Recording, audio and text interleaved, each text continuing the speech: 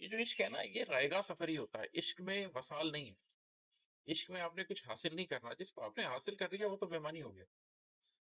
یہ ایک سفر ہے اور یہ رائے گاہ سفر ہے اور اس کی رائے گانی ہی حصول ہے، لوٹ جانے کا ذکر ہی کیوں ہے؟ اس میں یہ ذکر کرنے کی بات ہی کیا ہے کہ میں نہیں پا سکوں گا تو میں لوٹ جاتا ہوں؟ پانا تو مقصد ہی ہے نہیں ہے۔ خدا شناسی کے سفر میں یہ ایک رائے گانی سے مقصد حاصل کر رہا ہے، کچھ نہ حاصل کرنے سے حاصل کرنا ہے، لا حاصل ہی حصول ہے، اور ہم اس لا حاصل ہی کے پیچھے ہیں، اس لیے وہ حاصل کیا ہی نہیں جا سکتا۔ اس میں واپسی نہیں ہے، اس میں اس بات کی ایک سکتا ہے کہ ہاں میں حاصل تو نہیں کر سکوں گا لیکن یہ لا حاصل ہی میرا حاصل ہے۔ اور اسی پہ پھر یہ ہے کہ دل جلے یہ تری پریشان سوچ ہجر کے کھیل میں پڑی کیوں ہو؟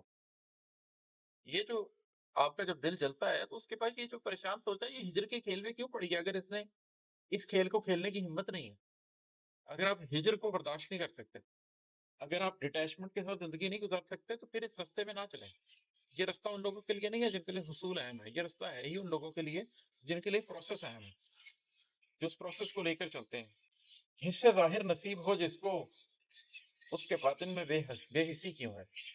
یہ جس کو ظاہر کی حص نصیب ہو جاتی ہے، چکھنے کی لذت جس کو لگ جائے، لذت کام و دہن، جس کو چھونے کی لذت لگ جائے، جس کو دیکھنے کی لذت لگ جائے، یہ ساری لذتیں ہی تو ہیں دنیا کی۔ یہ آپ کی اندر کی حصوں کو زندہ نہیں ہونے دیتے۔ حص ظاہر نصیب ہے جس کو، اس کے باطن میں بے حسی کیوں؟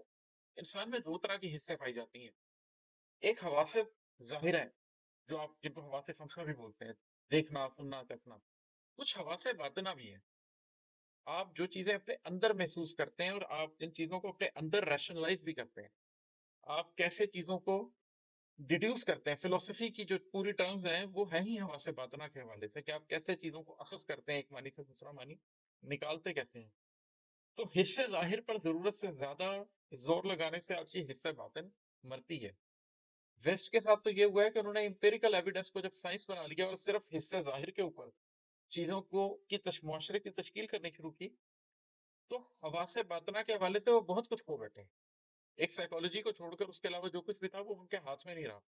تو میں ہمیشہ لوگوں کو انوائٹ کرتا ہوں کہ آپ کے اندر کی جو حصہ ہے، جو آپ کے اندر کے حواس ہیں، ان کو زندہ کرنے کی بھی کوشش کریں۔ ان کو زندہ کرنے کے لیے ضروری ہے کہ اپنے باہر کے حواسوں کے اوپر کم رلائے کریں، تمام کی تمام انفارمیشن وہاں سے نہ ایکسس کریں، کوشش کریں کہ کچھ نہ کچھ نالج آپ کے قلب کے اندر سے بھی پھوٹے، تاکہ آپ زندگی کے دونوں رخ اور ان کی دونوں کی اہمیت کو سمجھ سکیں، معنی کو سمجھ سکیں۔